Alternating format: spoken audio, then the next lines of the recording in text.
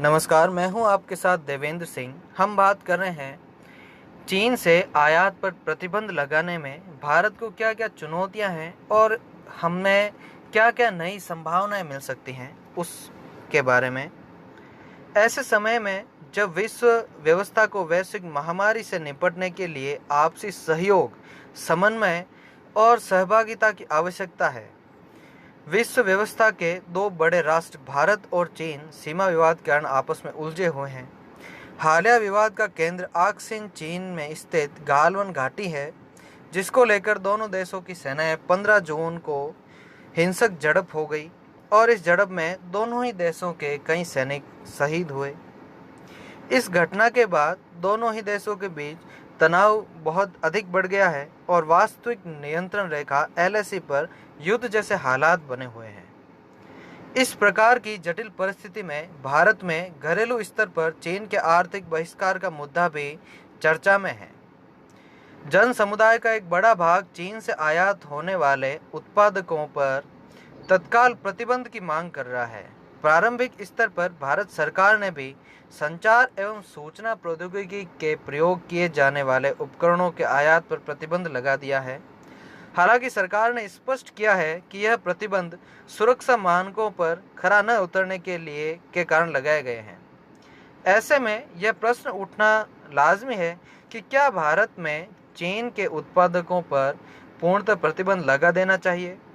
क्या ऐसा कहना व्यवहार्य है? प्रतिबंध लगाने से कहीं ऐसा न हो कि विश्व व्यापार संगठन के नियमों और समझौतों का उल्लंघन हो जाए। अब भारत और चीन के संबंधों की पृष्ठभूमि समझ लेते हैं। हजारों वर्षों तक तिब्बत ने एक ऐसे क्षेत्र के रूप में काम किया जिसने भारत और चीन को भौगोलिक रूप से अलग और शांत रखा, लेकिन 1950 में चीन ने तिब्बत पर आक्रमण कर वहां पर कब्जा कर लिया।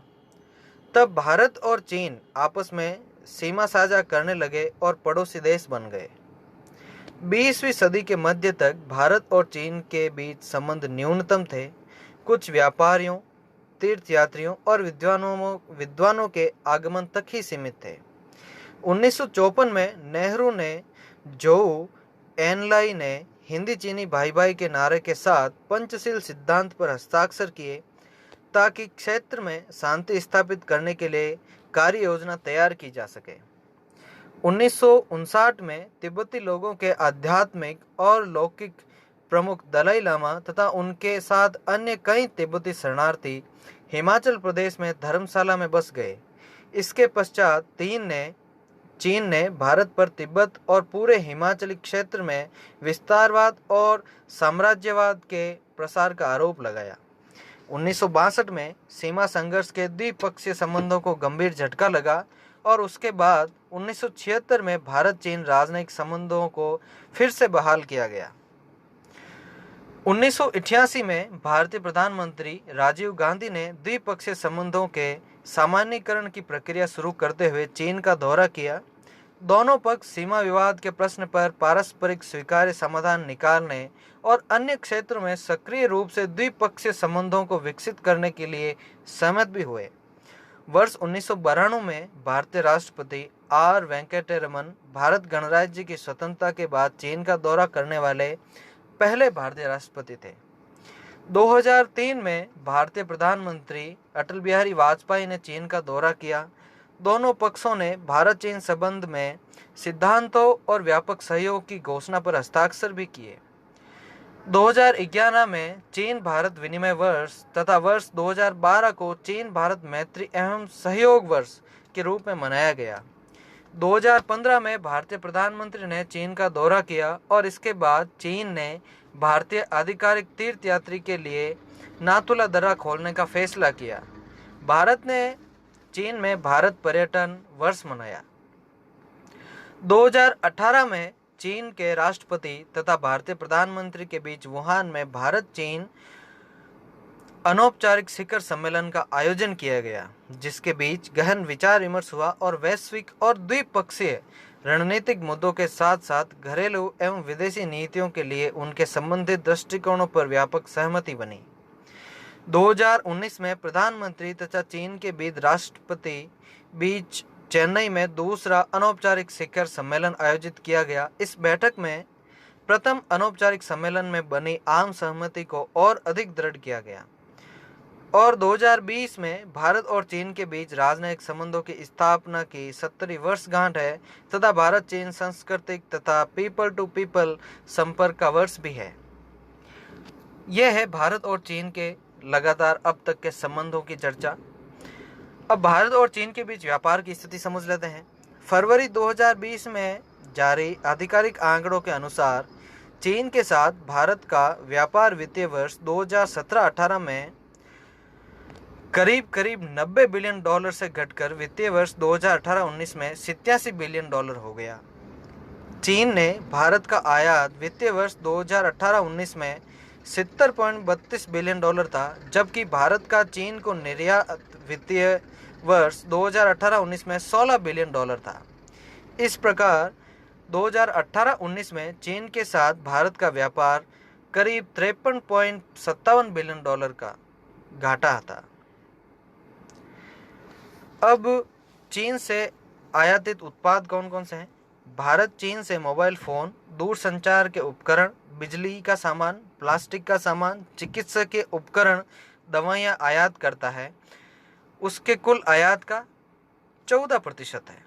इसके अतिरिक्त कार, मोटरसाइकिल, कलपुर्जे, दूध उत्पादन, उर्वरक, कंप्यूटर से संबंधित उपकरण, ऊर्जा क्षेत्र से संबंधित उत्पाद भारत आयात करता है। मुद्रण स्याही, पेंट, वार्निर और तंबाकू जैसे उत्पादों का भी आयात किया जाता है। अब भारत चीन को क्या क्या निर्यात करता है? तो भारत चीन को कृषि उत्पाद, सूती वस्त्र, हस्तशिल्प उत्पाद, कच्चा लेड, लोहा अयस्क, स्टील, कॉपर, टेलीकॉम सामग्री एवं अन्य पूंजीगत वस्तुएं ये निर्यात करता है। भारत हीरा जवाहरात के व्यापार में के कुल व्यापार का 36% चीन को निर्यात करता है। अब आयात पर प्रतिबंध की अव्यवहार्यता क्या है कि वित्तीय वर्ष 2018-19 में चीन के साथ भारत का व्यापार का घाटा 53.57 बिलियन डॉलर था। ऐसे में भारत वस्तु एवं सेवाओं की उपलब्धता सुनिश्चित करने के लिए चीन की कंपनियों पर निर्भर है। भारत के बाजार में चीन निर्मित स्मार्टफोन की हिस्सेदारी 51% है, जबकि भारत द्वारा निर्मित स्मार्टफोन की हिस्सेदारी केवल 21%। वित्तीय वर्ष 2018-19 में भारत में इलेक्ट्रॉनिक उत्पाद के कुल निर्यात का 60% चीन से किया गया था। चीन भारत के लिए ही नहीं बल्कि दुनिया के सभी देशों के बड़े ब्रांड का मैन्युफैक्चरिंग हब बन चुका है। अधिकांश विख्यात कंपनियों के उपकरण चीन में ही निर्मित होते हैं।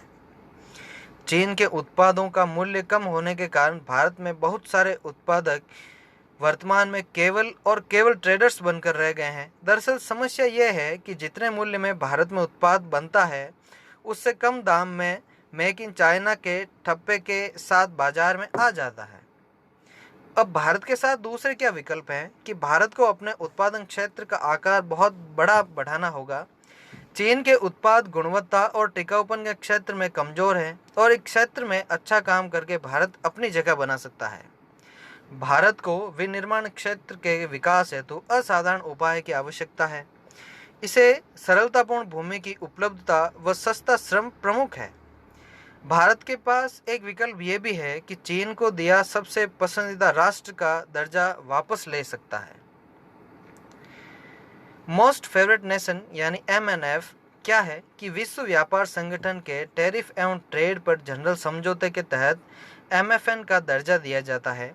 भारत और चीन दोनों ही WTO के हस्ताक्षरकर्ता देश हैं और विश्व व्यापार संगठन के सदस्य हैं, जिसका अर्थ यह है कि उन्हें माल पर सीमा शुल्क लगाने के मामलों में एक दूसरे एवं WTO के अन्य सदस्यों के साथ व्यापारिक साझेदारी के रूप में व्यवहार करना आवश्यक है।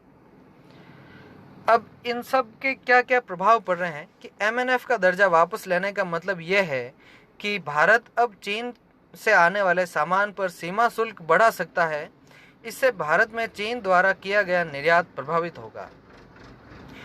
यहाँ पर ध्यान देने योग्य बात यह है कि भारत अपने कुल निर्यात का लगभग 8% चीन को निर्यात करता है, जबकि अपने कुल निर्यात का केवल 2% भारत को निर्यात करता है।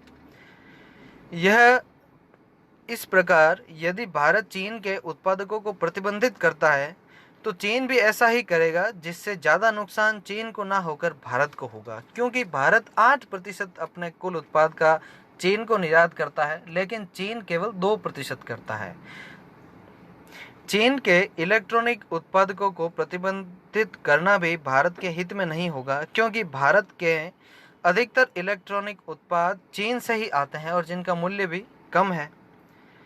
यदि भारत इलेक्ट्रॉनिक उत्पादों पर रोक लगा भी दी तो इतनी जल्दी इन उत्पादों का उत्पादन भारत में शुरू नहीं हो सकता, क्योंकि इसमें अधिक समय और अधिक निवेश की आवश्यकता है। चीन के उत्पादों पर प्रतिबंध लगाने में वह भारत की क्षेत्रीय संप्रभुता का उल्लंघन कर सकता है और उत्तर पूर्व में भारत में सुरक्षा समस्याएं खड़ी कर सकता है।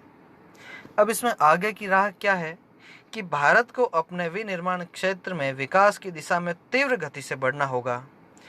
ऐसे में मेक इन इंडिया 2.0 का लक्ष्य भारत को विनिर्माण हब के रूप में स्थापित करना है। भारत जिन उत्पादों के उत्पादन में सक्षम है, केवल उन्हीं उत्पादन के संबंध में एंटी डंपिंग ड्यूटी लगा सकता है। यह एक प्रकार का शुल्क है जिससे चीनी वस्तुओं की कीमतें बढ़ जाएगी और भारतीय उत्पादक उनका मुकाबला कर सकेंगे।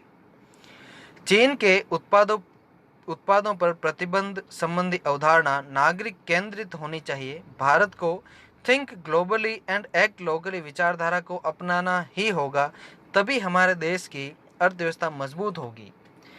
तो ये था भारत चीन का बहिष्कार कैसे करे, बहिष्कार अगर करता है तो भारत को क्या क्या समस्याएं हो सकती है और उन समस्याओं का समाधान किस प्रकार किया जा सकता है, इन सब के बारे में हमने चर्चा की कि भारत की चीन पर निर्भरता क्या है और चीन की भारत पर निर्भरता क्या है, और दोनों ही एक दूसरे पर कितने निर्भर हैं ये भी हमने डिस्कस किया।